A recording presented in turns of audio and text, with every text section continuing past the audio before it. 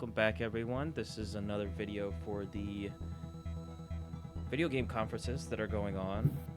We have the Ubisoft Forward and the Capcom Showcase that we want to discuss.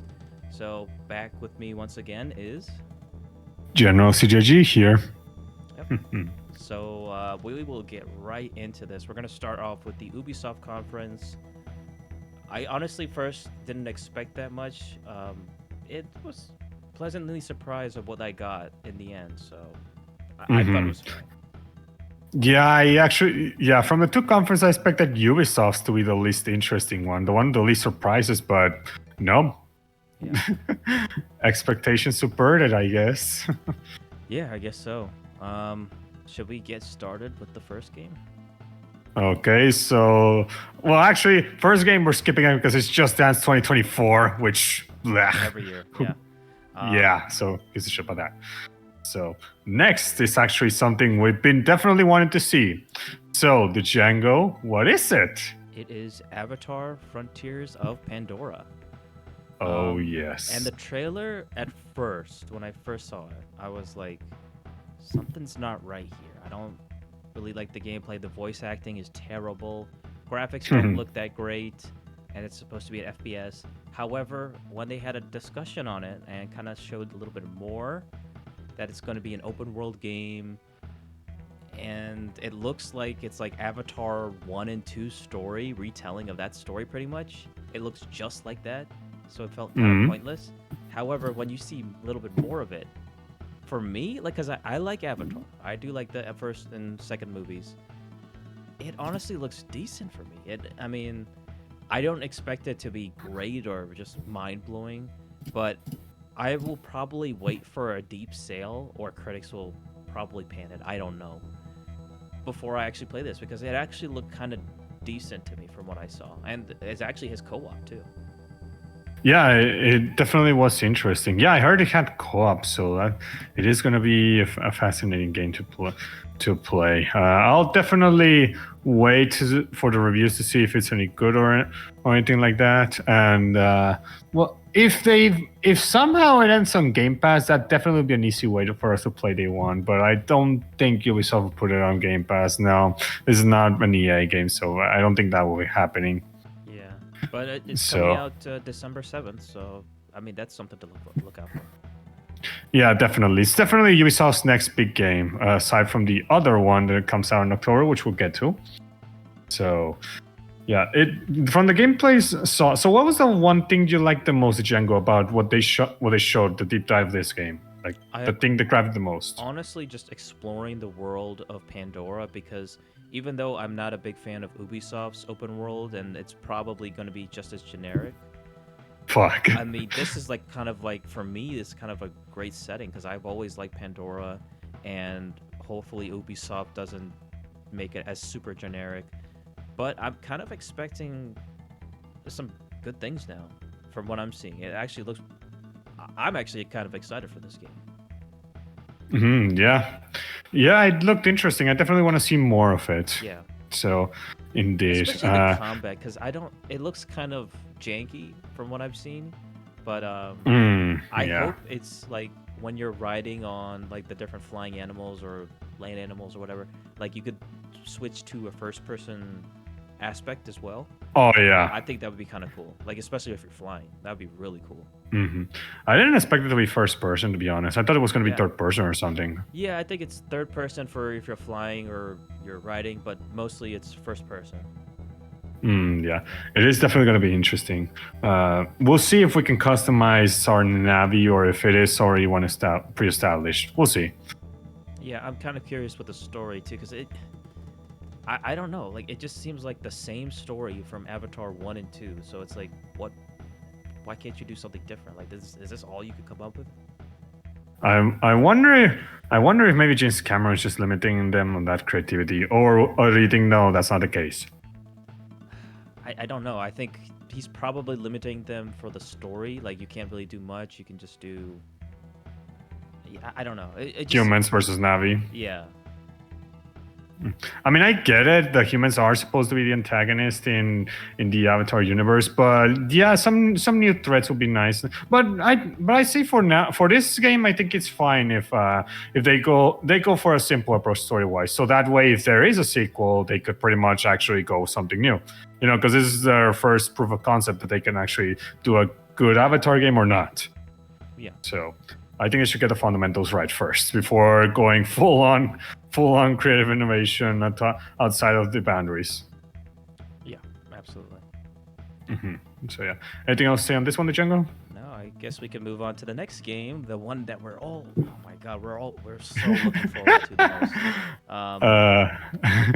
most. We'll skip this X-Defiant. We'll get in right into Prince of Persia. Yeah, X-Defiant. Yeah, who gives a shit? Okay, so oh god, Prince of Persia. Okay, so Prince of Persia: The Lost Crown. So the Django, you're the bigger Prince of Persia fan, so go ahead first. Well, I think my brother is more of a bigger Prince of Persia fan because he grew up with the Yuri Lowenthal Prince of Persia games, and you know I've really enjoyed them. I like Sands of Time; it's probably my favorite. I was expecting the remake to come out because I liked that setting a lot, and Yuri Lowenthal is the king when it comes to Prince of Persia. He is, or the prince, I should say. He is the true incarnation of the prince. And I love those games, those 3D games, really great platformer, combat games, third-person games. And honestly, I was not expecting them to go back to 2D, and I understand like the first game is 2D. I get it. But this just doesn't look for me personally, I don't like what the direction they're going with this. I mean, the combat, if it was not Prince of Persia, it would be fine. But since it's Prince of Persia, something's off about it.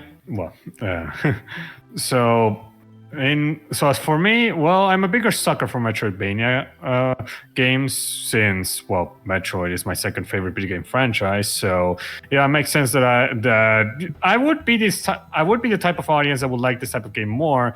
There's just one problem. The announcement for this game came at the worst possible time. Because right now, Prince of Persia fans, they want that Sands of Time remake, and they want it badly. And given that last month we got news that they rebooted it, basically, yeah, you reboot that remake, and now people are assuming that it's stuck in development hell, and you decide to announce this 2D game. Like, that's not a good way to quell any fears of the remake being canceled. If anything, you're just amplifying that. I think that it was a mistake for them to announce this game way too early. I mean, it's not even coming out this year. It's coming out into January 2024. Like, it's too early to announce it. And not only that, but they announced it with no news or anything on the Sands of Time remake. Nothing. Yeah. Like, if you see the comments of all the trailers of the Prince of Persia: Lost Crown, a good chunk of them are basically saying that they don't like it because it's 2D, or they expect the Sands of Time remake, or that this is not my prince. Like, basically, the sentiment there seems to be, this is not my Prince of Persia type game. This is not what I wanted. And yeah, I mean, considering that they already had announced the Sands of Time remake, hell, I even saw a trailer and everything. Yeah, they want that game. But because you haven't delivered that game, people are just anxious for that. And if you're giving them something completely different that is not even close to it, then yeah, you're not cool. And there would have been ways to mitigate this backlash if you had taken Nintendo's approach with Metroid. You know, because they announced Metroid Prime 4 too early. They even had to announce that they had to reboot the development for it 2 years after they announced it. And then 2 years later, they basically, when they do the direct, they basically, the producer was basically saying, the development process of Metroid Prime 4 is going pretty smoothly, so stay So give us a bit more time. But meanwhile, here's this other Metroid game that we got here ready to show you. So enjoy. Like if they had done that, it would have at least eased up on the negative sentiment for the Lost Crown. Because at the very least, it would show, okay, Ubisoft knows, yeah, the fans do want that Sands of Time remake so badly. But hey, give us some time. Hold on. Meanwhile, here's this game so that you can at the very least it will keep you busy till we work on the remake. Like if they had done that, it would have been easier. But instead, how they did it, it seems like they're kind of replacing the remake for this game, and that's not good. That is not good. What do you think, Django? Yeah, I mean, if they did that, then there wouldn't be this backlash. But I think people are still buying, are actually for some reason I'm seeing also comments where people are actually buying into this and like they're super excited for this and it looks amazing. But I don't know, it just doesn't. Nothing about this seems appealing to me. Like I'm not really big into the 2D side scroller-esque games like this. The Metroidvanias. Yeah. Well, I mean I could tolerate that, but the original even I couldn't really play. I thought it was just kind of boring. But I liked the direction it was going with a 3D, and I thought it resurrected it. But I think, of course they can go back to their old roots and stuff, and that's fine. But it's just that, if they did the 3D first and then do this game, that's fine. But now they're doing a 2D game, and now they want us to forget all of the shit that happened with, Sands of Time. It's like, no, that's not acceptable. And screw you guys, screw Ubisoft. This is not. You can't get away with this bullshit. Exactly. Yeah, that seems to be why people are so angry about it. I see some people not understanding what is the anger towards them. Even some people like Mario Vintage Gamer and Digital Foundry, they're like, to them they like this game, and I see the appeal. Even I, as a Metroidvania fan, 2D Metroidvania fan, I can see the appeal. I mean, even looks like Metroid Dread in some areas. I can see the inspiration, and I see the gameplay, and this looks like something that would appeal to me. It's just that it's the wrong time to announce it at the wrong time. The Prince of Persia fans are not happy about it. They really should have waited. They should have waited and they could give us an update on the Prince of Persia Sands of Time remake, and then they should announce this. It was just bad timing. This is Metro Prime Federation Force all over again. It's basically what it is. Because they released that Metroid spin-off at a time where Metroid fans were dying for a main Metroid game. Like they were dying for one after 6 years of nothing, and they get this spin-off, cheap knockoff type game that nobody asked for, and it got bombed to hell. And it was until a year later where we actually got a proper Metroid game, and it actually was like, this is that same situation, and Ubisoft should have learned from that. Yeah. But they didn't. Yeah, and plus the character looks nothing like I would envision a Prince of Persia. Like I'm not saying it has to be like Yuri Lorenthal's, Prince of Persia, but like his character. But it's like not even close to what I would think a Persian prince would be at all. He's not a prince, actually. They've said that he's a bodyguard of the prince. Yeah, that's weird. I don't know why they would. Yeah, that apparently this bodyguard has to rescue the prince. That's what the devs of the Lost Crown have been saying. Okay. Yeah. There's that. So Lost Crown, it's bad timing. So that's all I can say. Do you got anything else to say on this one, Django? No, I just don't care for it. I will play everything else. I'm not gonna play that. Okay. Next, Division Resurgence. Yeah, skip that. It's just a mobile spin-off garbage. So there is the Netflix thing.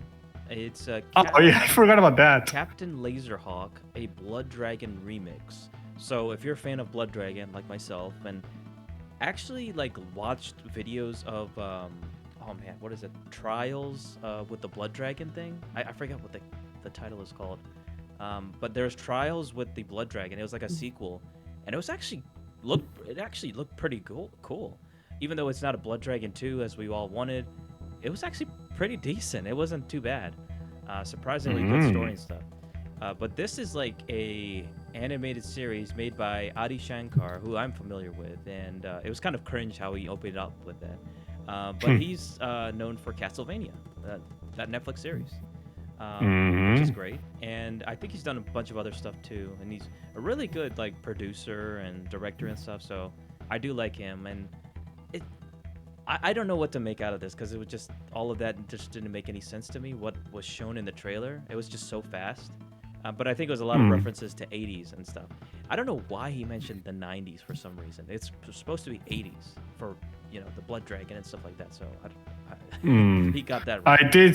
I did see a few references to other Ubisoft IPs, not just Bionic Commando, but also Assassin's Creed. Yeah, So he did. maybe by 90s he means some Ubisoft IPs from the 90s. I don't know.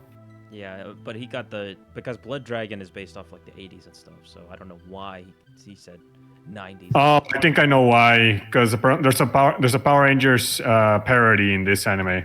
Yeah. Yeah. That's probably why, and they got popular in the 90s. Yeah. So that's probably why. Anyway, yeah. Mhm. So there's a Blood Yeah, Dragon. next. Oh god. Skull and Bones. We had a sea shanty to introduce it, and they showed nothing. This game is just going to fail instantly, and I think Ubisoft knows it. So they're just like, oh, let's just do a sea shanty. Just fuck it. Yeah, I don't give a shit.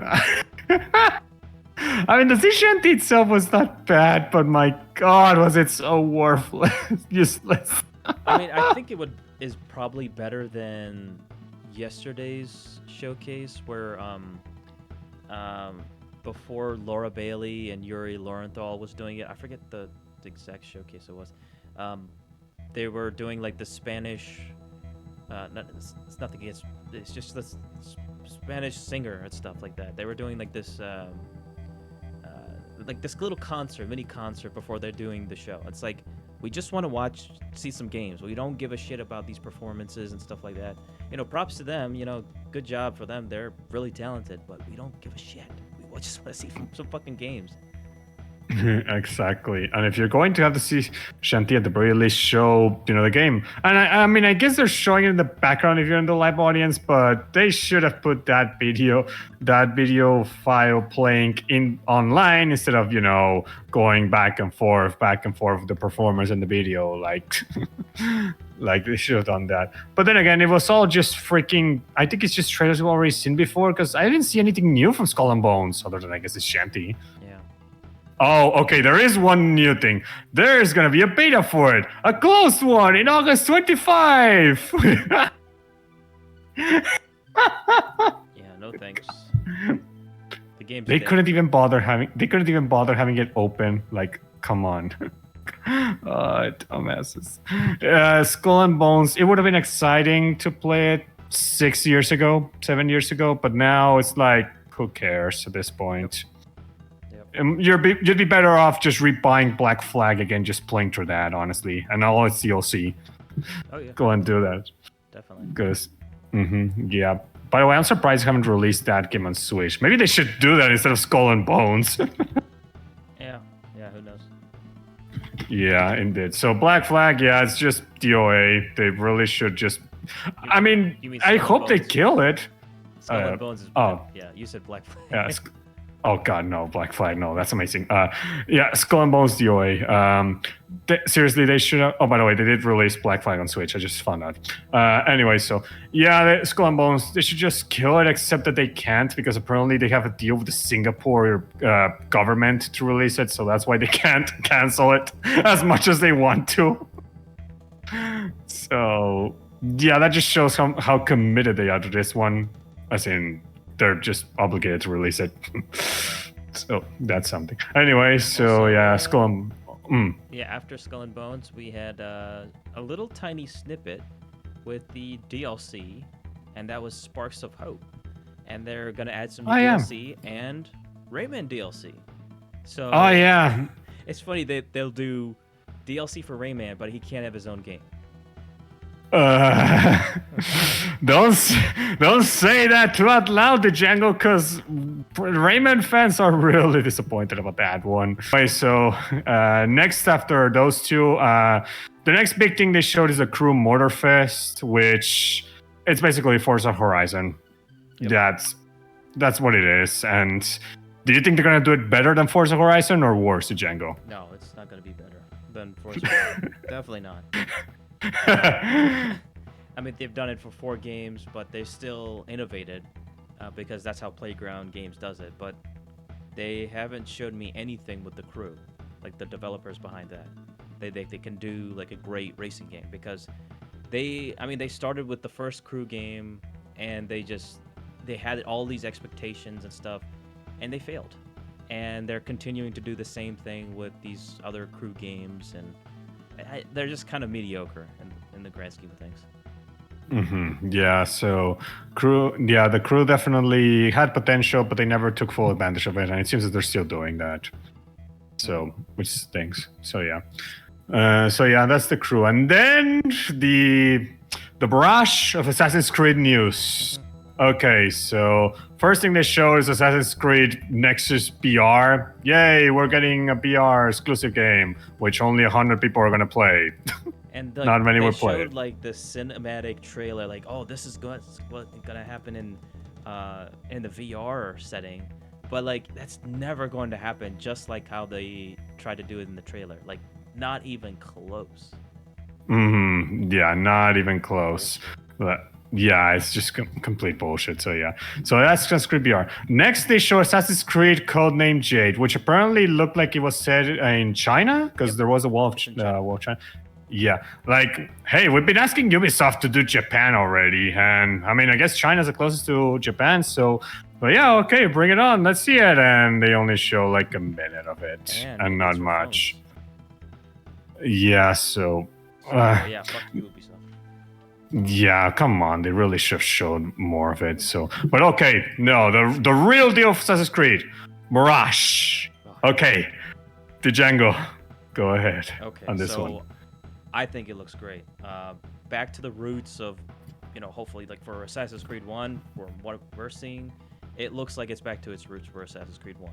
And that's what we want. We want to see more stealth gameplay, like, because of how they're fucking assassins, not just fucking warriors. This isn't Warriors Creed anymore, which they went starting with Origins. You could even say with 3, honestly. But with Origins, and then onwards, and it just devolved into something it's not anymore. But it looks like they're going back to the roots with this, more stealthy gameplay. There are some elements where it's just like, I don't know about this, like X-ray vision and stuff like that. And it's taking some things with Origins. But you can approach it, I guess, stealthily or, gung-ho. So it's totally up to you. I'm definitely going to go for the more stealthy approach because I love, stealth games and stuff like that. So I think the gameplay looks good. Graphics look great. The one thing that I thought was kind of bad, I just wasn't a big fan of, was the teleportation ability at the end. That was that was really odd to me. But other than that, I think everything about this was great. I really enjoyed it. That teleportation ability, it reminded me from the ability that Talion could do in Middle-earth Shadow of Mordor. Where you can basically strike kill them from a distance. Like, it reminded me of that. Yeah. Which, that definitely not a fan of that, because it probably will make stealth assassination so much easier compared to previous games. So definitely, I mean, I guess because we're now had like 3 or 4 years of Warriors Creed games instead of Assassin's Creed, maybe they put it there as a means to appeasing the casuals that are not too much into the old school Assassin's Creed formula. But if you ask me, I think I hope there's an option to just turn it off. Like how you can turn off the last second reaction time in Metal Gear Solid 5. If they can just disable this ability, and that'd be fine. Or maybe you just don't really need to use it. If it's just something that you put in a skill tree and you never do it, that'd be fine too. So as long as it's not mandatory or something like that.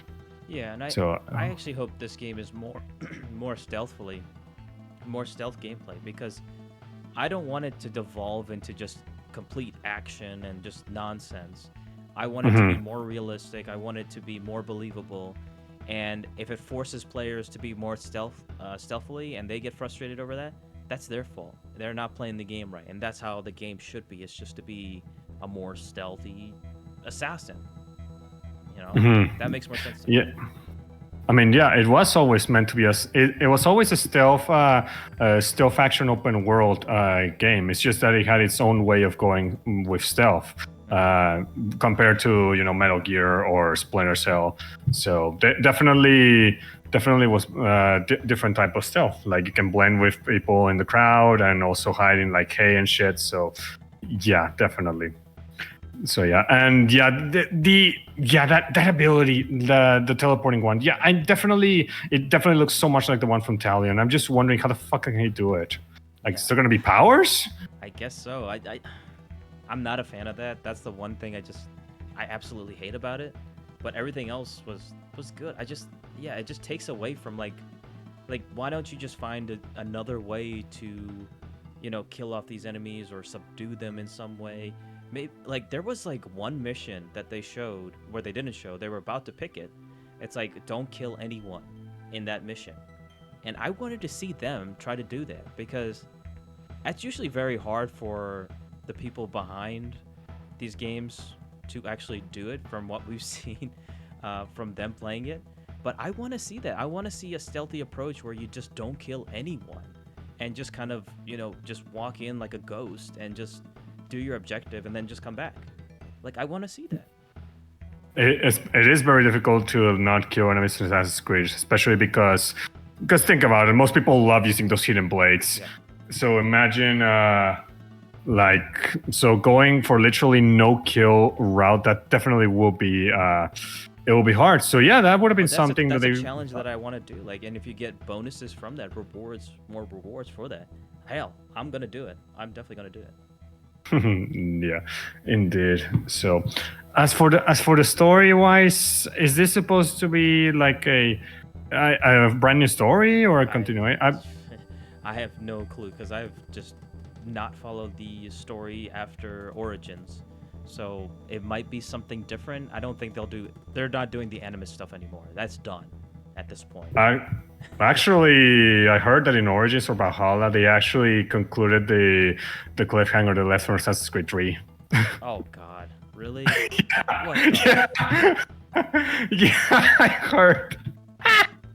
Sorry, that's the worst. Okay, sorry. I thought they would be done with that shit at this point, but I thought so too, but nope. And it was Valhalla who did it. Okay. So, but yeah, apparently they did actually continue with the anime stuff. So there you go. Okay, sorry. Whatever. But I am looking forward to this game, so it should be good. Yeah, it should be good. Okay, so now the next big thing that we wanted to talk that we couldn't do yesterday. Okay, Star Wars Outlaws. Yeah. The Django, go ahead. Okay, so this is an open world game where you play as a girl named I think it's Kay, and you have your companion named Nyx. So it's Kay and Nyx. And you play as a criminal or a smuggler. A smuggler. Smuggler, and you pretty much have negotiations with criminals, like different syndicates, or fight them. You could fight against the Empire, and it's using the Snowdrop engine, and it's like a third-person game like Jedi Survivor and 1313, and you can play either stealthily or run and gun, from what we saw, and you're playing as this Han Solo-like character. A scoundrel source. Yeah, and it seems like a really interesting game. Like I think the shooting is fun. Looks like it could be fun. It's not 1313 by any means of how that looked back in the day, because you're not a bounty hunter, you're not an expert, you're just kind of like a smuggler trying to get by. But you will have encounters with the Empire or different, syndicates and stuff like that, and you get to make deals, I guess. And there was like one option that they showed is like, oh, do you want to bribe her or not bribe her? I mean, like, I was like, don't bribe. They chose not to bribe for the Empire, and now you have a wanted level. And when you get the wanted level, it's for the Empire, and you have to be very careful. And once the character actually left from space, they ran into TIE fighters, the Empire, and there was this the space combat happening, which was pretty decent, and then they escaped. and you counter like I guess you can go to different worlds and stuff. Yeah, you can. Yeah, it just looks pretty good. I actually like it, and then it's coming out in 2024. Yeah. So okay, so what I thought of this, it also looked pretty good, and this looks like the type of Star Wars game that I kind of envisioned that they could do. Not Ubisoft necessarily, but any company, because this is something that I actually discussed with Luke privately a while ago. That basically because we were talking about how Lego Star Wars: The Skywalker Saga could do its traveling through the galaxy, and I thought, oh, maybe they could do like what they did with No Man's Sky or Ubisoft's Starlink Battle for Atlas, the 2018 game where you actually could travel to the planets and moons seamlessly with your ship. And it seems that they apparently brought that into this game because you can do it in this game. So wow, so somehow they took that concept that I had in mind. Well, granted they had, I just didn't know if they actually had put the two and two together, but it says they did, and that's pretty awesome. That you can pretty much have the entire galaxy at your fingertips in Star Wars. That is something that I'm pretty sure plenty of Star Wars fans have been dreamed of since probably Knights of the Old Republic 1. Because yeah, KOTOR 1 you have several planets, but you can tell it's loading screens and you cannot really, actually move the ship in space or something. So this definitely is like that type of exploration, but taken to the whole new level. So, and that is definitely really cool, and it is awesome, and it being open, it definitely looks very ambitious because. Think about it. They have to make like multiple planets, and they can't be procedurally generated if they're going to be putting like syndicates and shit. They actually have to be handcrafted each one. So yeah, it's not going to be at the level of Starfield. Like that's not yeah. Which speaking of Starfield, yeah, I'm gonna mention something about that soon. So they definitely have to be handcrafted and everything. And yeah, it looks very ambitious, pretty good. And the Snowdrop engine is good. That they're definitely pushing the boundaries with this because that engine they've used it before and they've done some pretty great results. I already mentioned. Starlink Battle for Atlas being one of those games. I don't know if they used the Snowdrop engine in that game. Don't know about that. Yeah, I was gonna say they did. Oh, they actually did use it for Battle for Atlas. Yeah, they used it for Mario Plus Rabbids Sparks of Hope, which was one of the better looking games on the Switch. Pretty damn good looking actually. And you could actually it had multiple big environments and stuff to explore. So and Starlink Battle for Atlas had the space. So yeah, the Snowdrop engine definitely seems to be an engine that they are taking full advantage of, and they seem to be doing. The best they can do with it technological wise and with talent wise. It's more than I can say than a certain other RPG space game that we just mentioned, Starfield, where this is probably gonna anger a few people, but I'm actually more excited, more interested in this game, Star Wars Outlaws, than Starfield. I'm actually more excited for this than Starfield. Starfield, I'm just skeptical. Like, it looks like it's gonna be the best game ever, but I'm just skeptical as fuck because of who's making it, Bethesda, and because they've not proven themselves capable of anything since 2011. Whereas Ubisoft, I mean, yeah, they've had plenty of mess stuff and plenty of bad stuff because of the greed getting in the way. But we've seen several other games that when greed doesn't get in the way, like like Starlink Battle for Atlas, Immortals Phoenix Rising, Mario Plus Rabbids Sparks of Hope, like they can actually pull it off. They can actually have the talent and technology to pull out some really cool shit. So in that sense, I actually think this game has way more potential in actually delivering what we're seeing, even if we get a visual downgrade, because that's typical of Ubisoft times. Even if we get a sort of visual downgrade, I don't think they're going to be scaling down anything for this. I really think they're actually going to be going the full mile and actually giving us what we're seeing compared to Starfield, which they're probably going to deliver it, but it's going to be just so unpolished, so broken, like 30 frames per second. Like, I just think Starfield is it's just Bethesda just not really, like, they've not proven whatsoever that they're ready to actually. They've not proven themselves that they can do something as big as that. Whereas Ubisoft, at least they have proven themselves.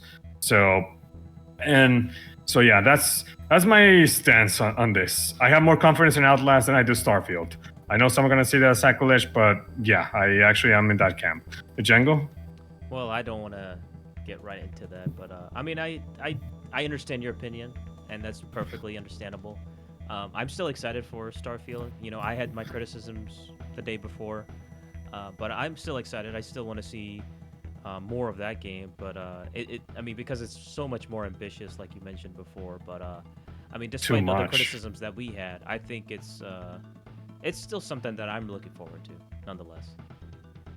Yeah, I mean, Starfield I'm not does gonna look like buy it's it gonna be a day great one, game. of course. I'm just gonna wait though. Or just Game Pass.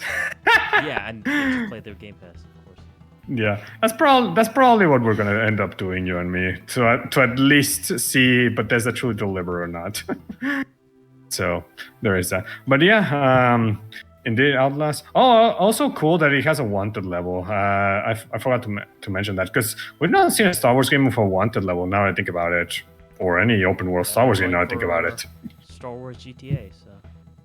Yeah, kind of like that. Yeah, which is definitely cool. I mean, it is something that we know it exists in Star Wars universe, but we never really saw it in game form. Yeah. And it's interesting from the perspective of a Han Solo-esque character, because I don't think we really... Well, I guess there was Shadows of the Empire, you could say. With Dash Rendar. Yeah, with Dash Rendar. But I think this is kind of a different take, because it's kind of a more, like, in the eyes of, like, a smuggler, like an actual smuggler. Because Dash Rendar is kind of, like, a little bit of everything. So he's not just a smuggler, he's got a lot of other things going on his way. Mm-hmm. Yeah, indeed. So yeah, the Outlast, it looks pretty damn good. I'm definitely very interested in that one. Starfield. Sure. Oh yeah, I want to see more too. Yeah, Starfield. I am excited, but very, very, very skeptical. So we'll see how it is. So yeah, both games. So yeah, and that was what they ended with the Ubisoft conference with Star Wars Outlast. So definitely their biggest showstopper. Yeah, I mean, I'm glad it ended with that. I thought I was expecting it kind of in the middle, and then ended with Assassin's Creed Mirage, but they kind of pulled a twist at there, and showed more of the Star Wars game. And honestly, that was the best way to approach it. And from what we saw in the Ubisoft conference, I thought they did pretty good job for all things considered. They did a decent job, yeah. There were some dots, obviously, and the laughable beginning, but at the very least, they had some pretty good surprises. So it is surprising. Yeah. So yeah. The conference that definitely was a letdown is the next one. Oh my goodness. Okay, so this one was probably the shortest one we've seen, and it really didn't show too much. So it's the Capcom showcase, and we're going to be really brief with it. So the thing is, Capcom already had a bunch of big releases earlier this year with Street Fighter 6. I really want to play that, and Resident Evil 4. Those were the two big ones that came out earlier this year. So they didn't really have anything else going on after that. So they kind of like touched base with like, oh, you know, these games came out and now we're having these other games. And we'll talk about these new games too. So what's the first game?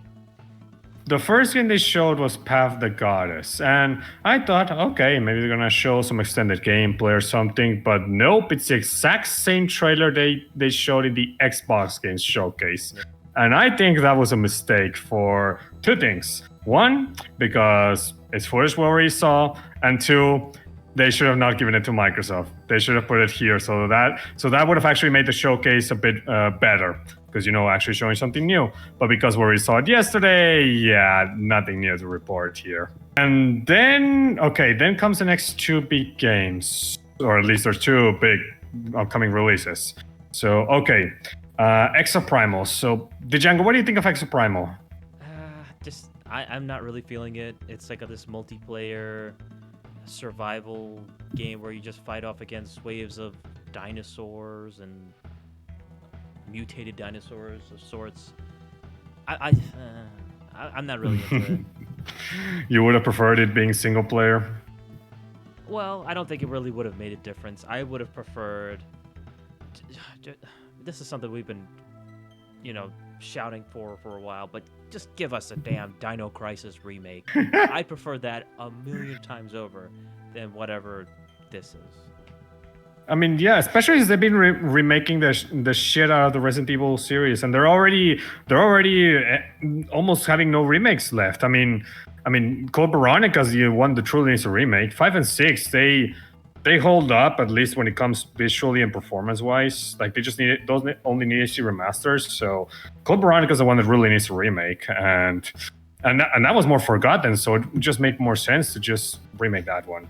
But yeah, so yeah, Dino Crisis. Like, come on, just remake those first games. Seriously, at this point. I think there's 2 games, right?